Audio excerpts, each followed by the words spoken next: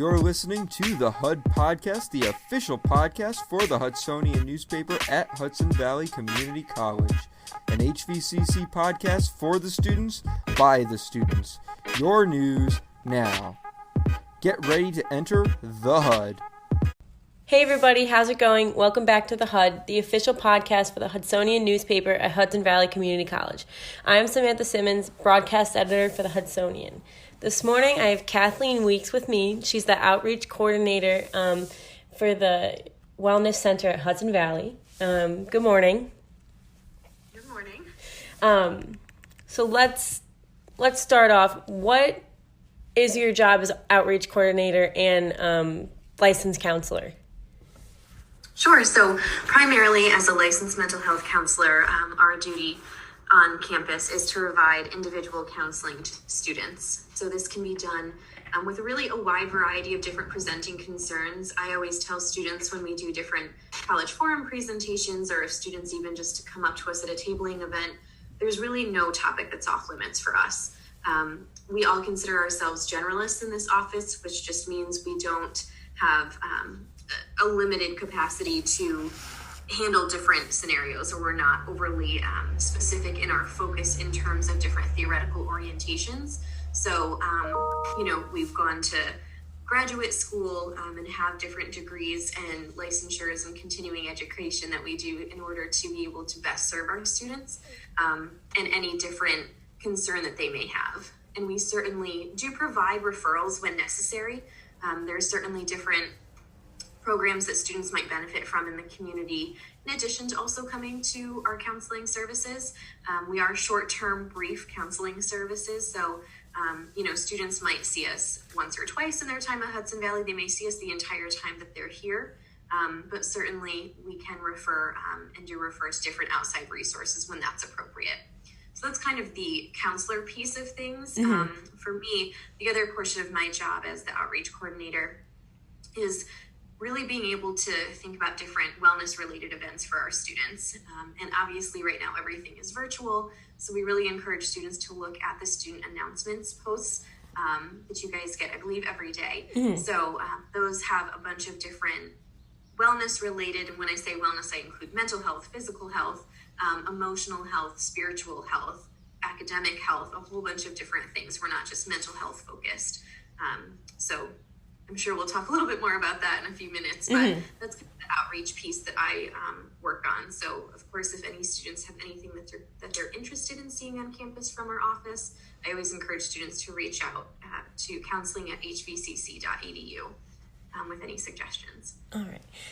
So is what your office provides, is that different than like therapy? Because I know it said like counseling. When I think of counseling, I think of therapy. Is it different? Is it similar? Yep, so it's similar, if not the same. Therapy and counseling can be used interchangeably.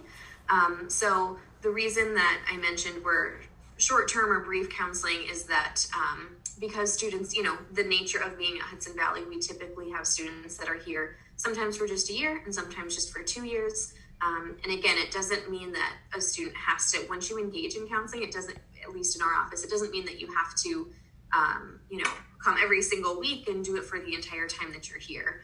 We really, our services, we make them very unique and individualized to each person that walks through our door, which is incredibly important, right? It's not a one-size-fits-all approach. So we do use, like I said, counseling and therapy interchangeably. So we do meet with students. We help them facilitate positive change. We help them process different things that they're experiencing. And again, most of the students that we work with, or at least a good chunk of them, I would say, the topic of concerns that they discuss really aren't academic related at all. It might just be other things going on in their personal life or different struggles that they're experiencing. So I always like to make that clarification because sometimes students think it's more like guidance counseling that you might have had in high school. Mm-hmm. And it's a bit different from that. It's more along that, like you mentioned, Samantha, that therapy mindset.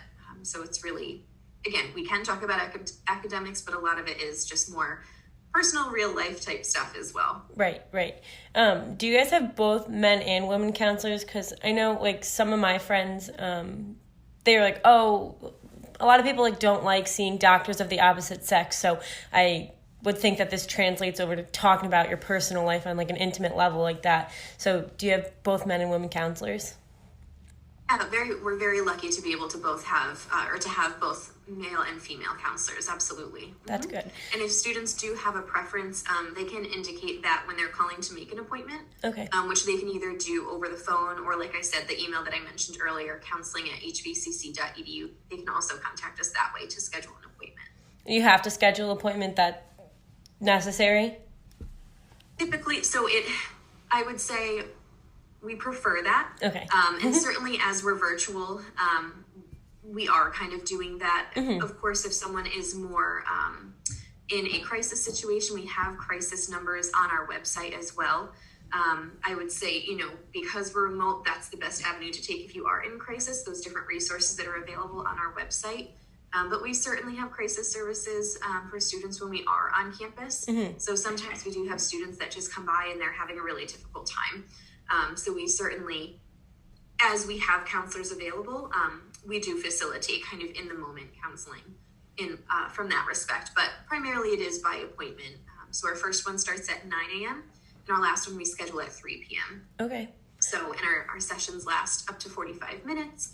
And right now for the spring semester, and we're kind of checking in with the college and the administration for the summer and fall semesters. We don't have plans for that just yet or what we're specifically doing. But for the spring, it is, we are offering telecounseling, which just means we can do sessions over the phone, or we can do it like we are now, via Zoom. Okay.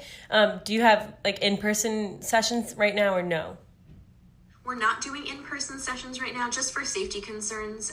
And there's a limited number of students that are taking classes in person anyway. Mm-hmm. And we, are actually finding that a lot of students are liking the telecounseling portion. Of course, we would love to be in person communicating with students because it feels maybe a little bit different or a little more, just having that connection to a physical person in the room as you're talking about things. But it certainly adds a level of convenience as students don't have to come to campus maybe on a day that they wouldn't have already been here. And just kind of, you have counseling right at your fingertips. Right. So there is a benefit to that as well. Mm-hmm. So when I was looking on the website, I saw you guys have like an academic waiver for students who just need like a little bit, not really a break, but just a little bit more time to do something. And it obviously can't be given to every student who wants an academic waiver. So how do you guys go about assigning those to students? Sure. So the academic waiver is actually it's a one-time academic waiver. It's for students who experience some sort of unforeseen circumstance during a semester that causes them to not do well. So that could be something that impacts their GPA enough to cause them to not be in good academic standing or lose their financial aid eligibility. So what we do we kind of work in tandem with financial aid and the registrar's office. So our portion of the waiver application process is really working with students to put their case together, which just means we encourage students to reach out to our office who are eligible for the academic waiver. And eligibility would be if students have in previous semesters earned a 2.0 GPA in each semester and completed at least 50% of their coursework. So if you were taking 12 credits, you had to have earned at least 6 of those 12 credits in previous semesters. And that does not include the semester in question. That's kind of the whole point of the waiver is something was kind of going on. Mm-hmm. We certainly have students where it's their first semester and they don't do well here. So I always tell students when it's your first semester and say you lose your academic standing or you're on academic probation or different things like that, or you lose your financial aid eligibility.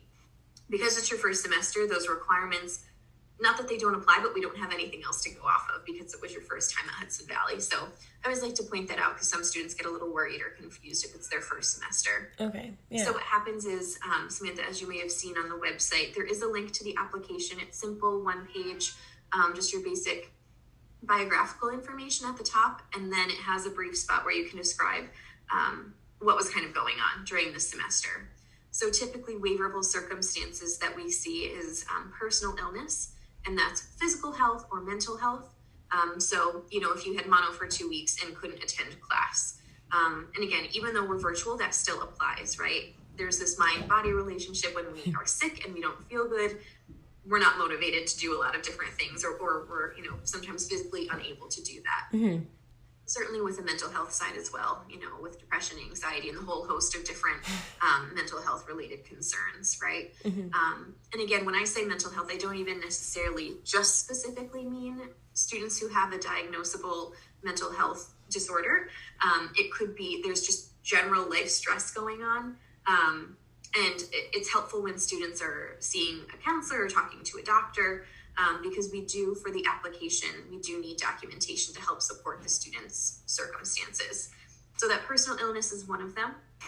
The next two are going to be if the student was a primary caregiver for someone, that say their parent got really sick and they had to kind of take time away from school to care for them for that time being. Again, documentation would be just showing from a doctor that you were a primary caregiver and that kind of the situation has been resolved. Either that person got better or there's additional help to alleviate some time for you to attend to school. And then if there was a death in your immediate family, certainly just an obituary or a death certificate for documentation for that. Again, this is really for students who experience that kind of key word is that unforeseen circumstance. And there's that documentation that we can help students kind of talk them through that process, what they really need. And then what we do is students will turn the waiver and documentation into our office. And we just verify that they're eligible. We're able to look on their academic account and just kind of see what their grades have been like for this semester, their academic standing, things like that. So we have a form that we fill out called the waiver inquiry record that students get a copy of. So we process their waiver and their documentation, and we send it to the waiver committee that's located in the registrar's office, and they're the ones that make the decision. So our office, if a student is sending it to me, I'm not the one saying yes or no, you're approved or denied. So we do send it on to the waiver committee located in the registrar's office, and they do meet about every other week or so, certainly much more often as we get closer to the beginning of the semester when waivers are due. So waivers are typically due by noon on the first day of classes of the semester that the student is looking to return. So, students typically find out after grades have been submitted. It's usually about a week or two, I think. I'm not entirely sure the specific timeline because it comes from financial aid, but a letter from the financial aid office or registrar's office that says, hey, you're not in good academic standing. Here's an option for you. So if any student ever has any questions, they can always, again, contact our office. One of our counselors can talk to them, talk about their eligibility and really what we would be looking for and really help them fill out that application. So are your services something that students, do they have to provide any health insurance for that? Or is it just on campus, it's part of our tuition somewhere? Yeah, so our services are free to students, to all currently registered students. There's certainly, as I mentioned before, when we do referrals, so if a student is, getting ready to graduate, and we either can connect them with their next 4-year school's, wellness department. It's called something different at every school, so we kind of help them navigate that. We can also help students, again, find programs or clinicians in the community. So that's the only time we would then say, okay, let's take a look at your health insurance to help find a provider for you that's in your network, to save students as much money as possible. And we certainly have students that don't have health insurance, or maybe their health insurance is really expensive. So there are different services in the community that are more, they're called sliding scale fees, which just takes the student's income into account. So it allows the student to, if a therapist charges $150, maybe their sliding scale fee says to the student, okay, you can, we'll charge you $30 a session. Okay. So they really kind of work with students in that sense. So we can help students along those lines as well. But in terms of meeting with us, everything is free and covered by your healthcare fee. Mm-hmm. Oh, that's nice. I saw at some point somewhere in my looking at a bill, I was like, oh, okay. And I was like, well, that makes sense. I mean, they can't do everything for free. Not everything's going to be free on campus, but it's nice that it's worked in and it's not, an extra $1,000 charge. I think it was only a couple hundred or something. I don't know what it would be like at other colleges, but it's nice to have access to that without, paying way out of pocket for it. Yeah, and we are in the Wellness Center connected to the health office. So really the bulk chunk of that fee is for the health office, for them to be able to do different tests for students and help students who are sick and things like that. So Absolutely. It is kind of rolled in. It is a nice benefit to have, and that students don't have to, pay each time that they're coming here. Yeah. I saw you have wellness resources, so you guys do like yoga, things like that. Like, are those virtual right now? Yes. So again, with student announcements, they're going to be by Zoe O'Bray. I believe it's either Tuesdays or Wednesdays this semester. I think in the fall she might have done 2 days. I'm not sure if she's doing 2 days this semester. But we do have, different wellness resources that we have been able to kind of switch to virtual. Similarly, we used to do different presentations, have different screenings of TED Talks and things like that in our office. So what I do, again, as part of the outreach coordinator, each week in the student announcements, I have Monday's Minutes of Meditation. We used to have meditation in person. So I use the Honest Guys channel on YouTube. They have a really, really wonderful, huge library of different meditations available. Some are really focused on sleep. A lot of them are focused on really a myriad of different concerns or issues: anxiety, confidence, self-esteem, love yourself, different things like that. So each week I'm posting a new video, gives you a little bit of information about meditation itself in the description of the post. And then it has not only the link to the video, but you can also just view the meditation right on your screen. And then the library, Stephanie Ross in the library was able to help secure us an ebook on mindfulness. And there's a link to that, and it shows you the cover of the book as well. So that gets posted every Monday. And then every Wednesday we do Wednesday's Words of Wellness. And those are different topics just kind of related to our overall wellness. So last week I did communication. This week I believe it's emotions. I don't remember off the top of my head, but it is different every week. So sometimes I have links to different worksheets that students can kind of complete on their own. There might be different links to different websites that are helpful. Sometimes I have TED Talks mixed in there. So it is just a good resource kind of mixed in every week to learn different things about our overall wellness. And then something that we kind of started last semester and even over the summer last year was Friday Feels. And that is every week I post a song that has some sort of maybe motivational or inspirational connection to it. I think music can be so incredibly powerful. I know that when I listen to music, whether it's on my way to work or my way home, it's a really great way for me to transition mindsets of, okay, I woke up, I'm home, and now I'm transitioning to work.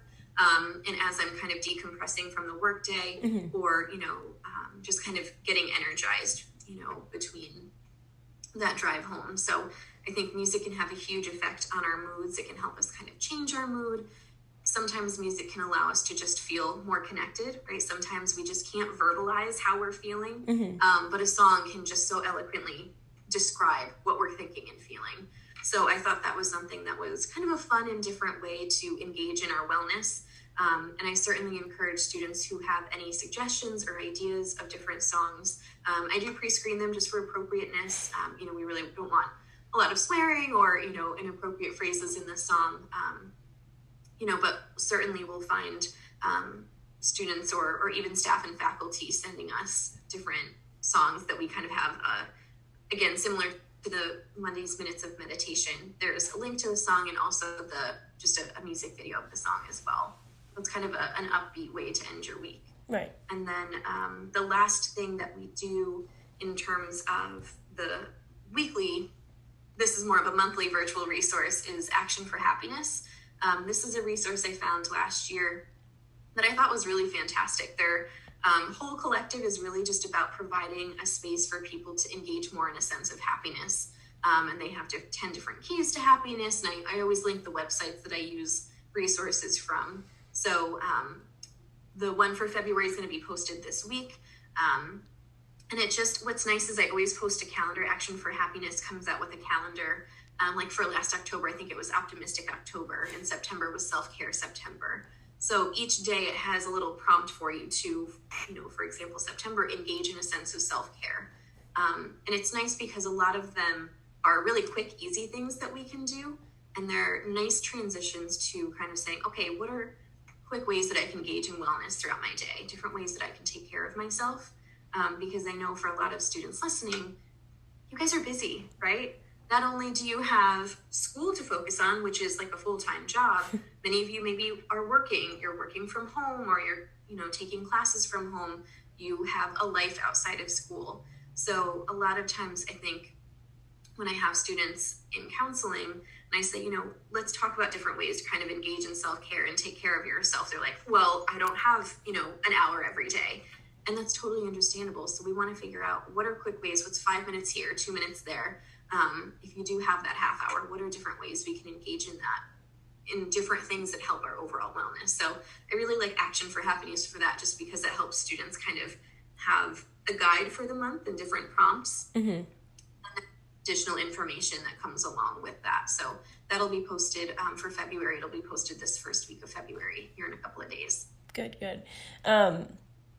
So I know, like that, you had the wellness resources, you're doing yoga, things like that, meeting in person. You had a relaxation room I saw. I'm sure that that's not open for students right now since nobody's really on campus. Other than looking at the links you post, do you have any other alternative ideas or resources for students? Since we're not on campus, most of us are learning from home or at a library or somewhere where we can just get quiet time. Any ideas, just little things that could, help? Yeah, absolutely. So I think one of the biggest things, and I think we're all kind of, even though we've been doing this for almost a year now, I think we're all still continually adjusting to, say working from our bedrooms or working from, the dining room table, right, at home. So, we're not all fortunate enough to have a separate office space at home. I'm working from campus today, but certainly when I'm working remotely, there is that much more of a challenge because there's more distractions, or we're in a place that we're a little more comfortable. So, different things that we're really seeing research-wise is really encouraging students to continue on with a routine that you would have typically had if you were in person. So getting up out of bed, making your bed, getting up, taking a shower, putting even just fresh clothes on, or, just different clothes that you would have wore to class, eating breakfast. I really encourage students to work on creating a sense of a routine or a schedule for yourself. That can be helpful if students are taking kind of remote classes, so they have specific times that their courses are going to be meeting via Zoom. But it can be a bit more challenging when you just have online classes, and it's more up to you to be motivated to, take that time to focus on class and go through things at your own pace. Mm-hmm. So the more I think students can kind of build a schedule for themselves, I like to use the term a flexible schedule because, again, life happens, and sometimes there's a disruption to our routine. So having that flexibility allows us to kind of shift things around throughout the day. And I'm a big proponent of taking a break. So I think it's important for our eyes and just for us to kind of get up and move our bodies because now we're so used to just kind of communicating, working straight through a computer screen. So, doing different things like I got some blue light glasses on Amazon over, the winter break because I was like, I'm spending literally, 8 hours at work on a screen, and then we've got our cell phones and TVs and computer screens at home. So there's that much more that we're just kind of focusing on electronics. So doing different things like that. I know it's more so difficult to socialize. And I think last year there was a lot more maybe Zoom hangouts or playing game nights or trivia nights via Zoom. And we may have gotten away from that a little bit. So I encourage people, especially as it's freezing out and hopefully the storm coming isn't too terrible, but definitely continuing to socialize. As best as we can, socially distant and electronically.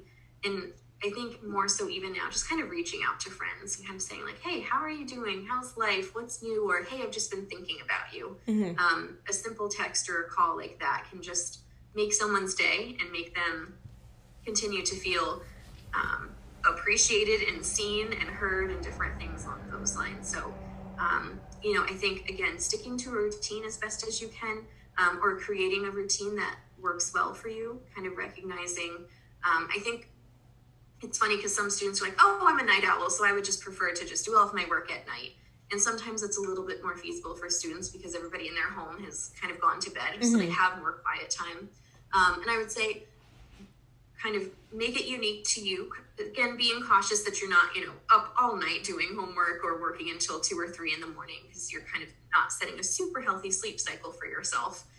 So you still want to be able to kind of challenge yourself a little bit and find that balance with what works best for you. So, and certainly we can help students kind of create that as well if they need to. And the Center for Academic Engagement is also really great in assisting with time management and kind of planning out, how do we look at our schedule? How do we kind of manage our days with that? We work closely with that office as well. So I would say those different things, taking those breaks and certainly engaging in different self-care activities.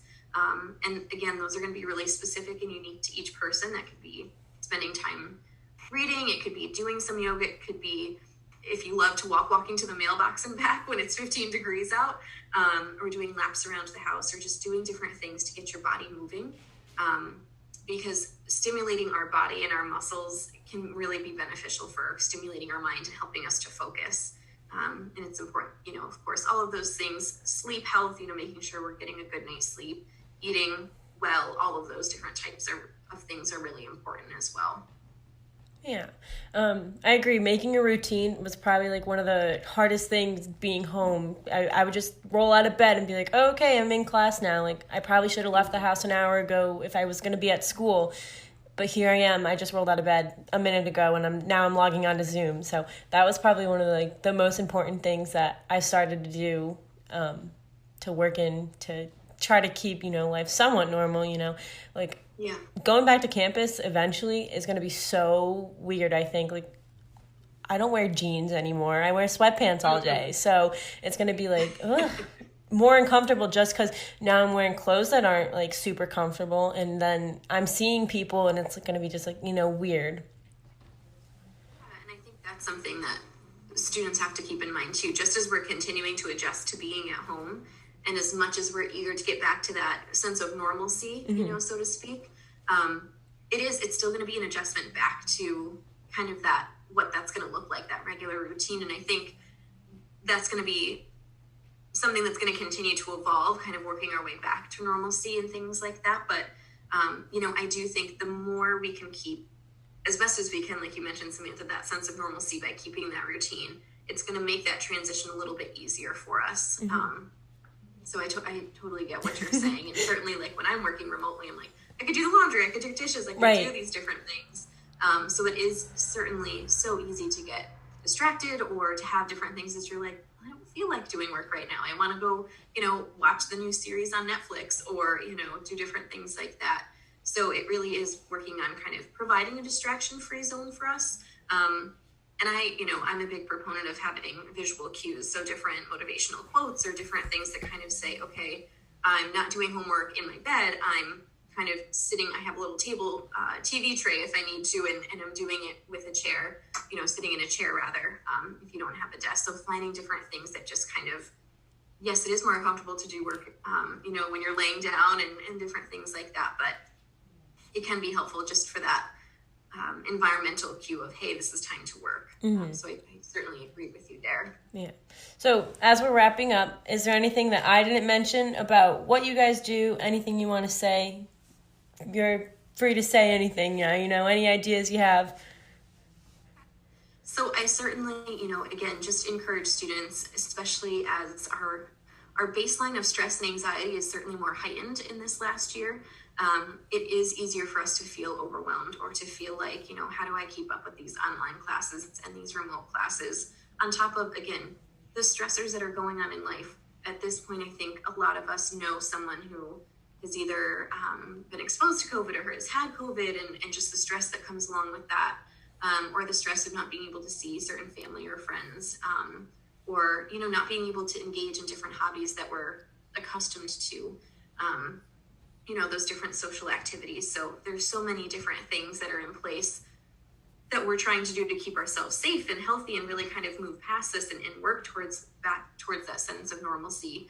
That I think it's even more imperative that we do different things to take care of ourselves.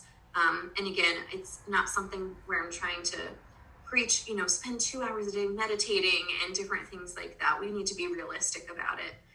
And say, maybe it is the car ride home, for if you're coming to campus, the car ride home to listen to music or to call a friend and check in, kind of using our time as best as we can, and then taking some time for ourselves. So what are different things that you're interested in, different things that you can do alone, just spending some time with yourself, doing those kind of personal check-ins, saying, how am I actually feeling, right? I think we're so used to people saying like, hey, how's it going? You're like, good, how are you? And we don't actually think about it.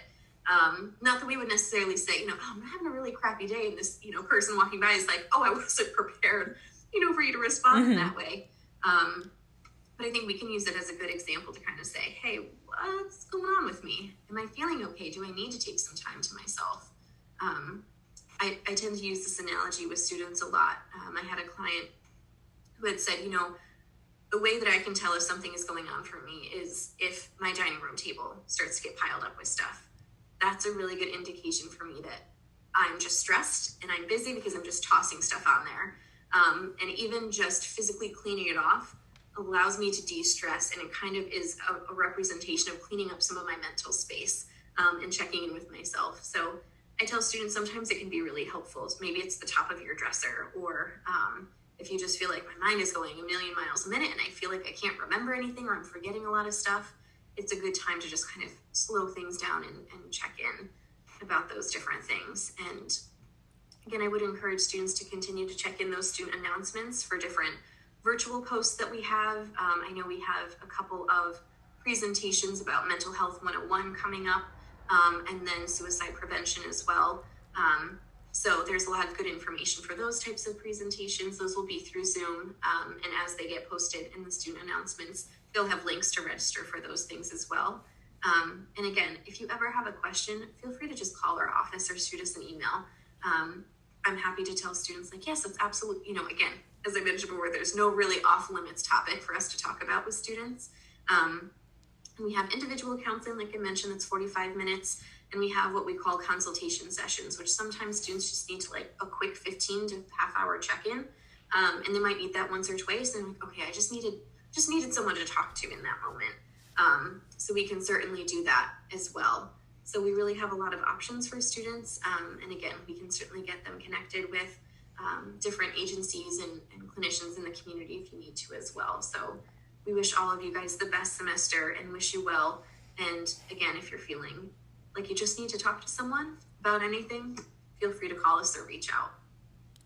Thank you. Yeah, that's, I think it's important for kids to know what they have, and not even just kids, because obviously Hudson Valley is not just, young teenagers that are just fresh out of high school. I know a lot of my classes, I have a lot of older people in it. So I think it's important for everyone to know what resources they have. So thank you for joining me this morning.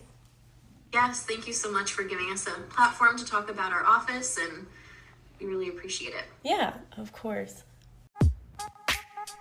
To read more about the following stories, make sure to head over to thehudsonian.org for the latest on-campus news from the Hudsonian, and make sure to listen to new episodes of The HUD every Monday.